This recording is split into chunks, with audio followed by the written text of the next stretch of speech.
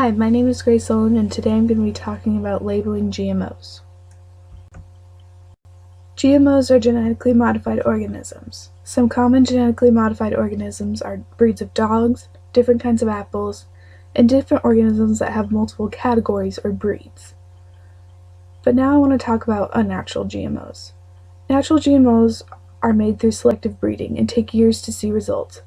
But since the 20th century, our food has been genetically modified by genetically engineering pesticides and herbicides into different foods such as corn or tomatoes. I'm not asking for the outlawing of GMO products. It would be hard to rid the world of these foods. I'm proposing that foods containing GMOs are to be labeled as such. A simple "contains GMOs" label on the front of the package, or even near the nutrition label. GMOs do allow for the mass production of food, and I understand that. But at what cost to us, farmers, and the environment?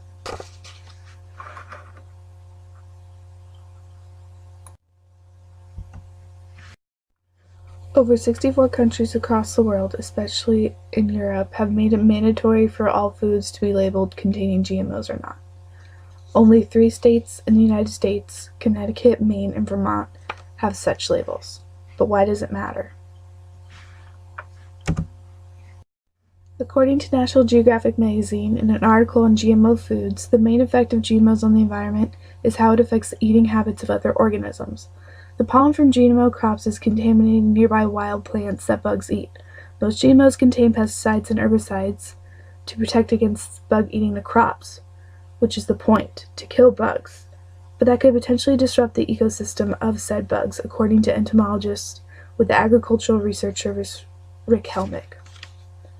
The evolution of insects, such as caterpillars and bees, and others, is not moving as quickly as the evolution of pesticides and herbicides, pollen, in our world. GMO labeling will give strict guidelines on farmers who choose to use GMOs. They should not be able to contaminate the wildlife around them. GMO foods are genetically engineered to look bigger and like you're getting more value for your money. The farmers of large corporations such as Campbell's, who uses produce and meats that are genetically modified, take over our grocery stores. It's hard to find farmers from local places in food stores. Farmers who try to compete using non-GMO produce that will mold easily and not be as large just because they are natural and not injected with herbicides and pesticides. GMOs are also very expensive, and companies who create GMO seeds / starting plants are loyal to different companies. This gives a farmer another disadvantage. See the IRT website for more details. Medically speaking, we do not know any harmful effects of GMOs on humans, yet. There have been traces of the chemical Cry1AB, a common GMO found in the digestive system of a pregnant mother and her child. There have been no signs of abnormalities in the woman or the child. Since we do not know the effects of GMOs, should we be able to know what we are putting into our bodies? Scientists have debated, and it has come to that the environment is more of an issue on this topic. Do we really want labels? According to Associated Press GfK poll, 66% of Americans are pro-labeling GMO and non-GMO foods. According to the Pew Research Center, 50% of U.S. adults actually look for a label stating whether or not something contains GMOs.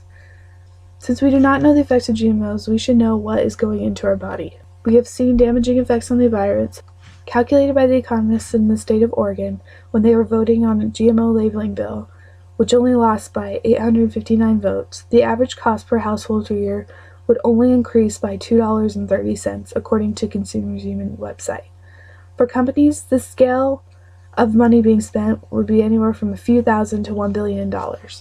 For our government to provide mandatory inspection and rules for food companies, the costs vary from state to state. Our state is estimated to have cost $22.5 million for regulation and enforcement, but is also estimated to be $0.2 million. We have not put a bill into our state yet, so we will not know the long-term effects of a bill. I think that a 5-year period to see the results with this bill would be helpful, and maybe monitoring different countries such as England or Scotland who have bills on GMO regulation and what they are spending for their government to provide labeling for different countries. I think that this issue is a federal issue that needs to start at state level. Labeling all foods as containing GMOs or not containing GMOs will be very tricky for manufacturers and to differentiate between state to state, so it makes more sense to move federally and have everything labeled. Yet it is slightly less challenging to evoke change on a state level, according to scientists and economists P. Brine, D. Pendell, and G. Graff of Colorado State University. Food and drugs need to be taken care of by the FDA, that is in their title. Their job is to create safety and enforce strict rules on our food and drugs. Since the safety of our GMO foods is unknown, should not the FDA label and enforce labeling, since we do not know the effects of GMOs on our bodies? These are my sources. Thank you for listening to my proposition on GMO labeling.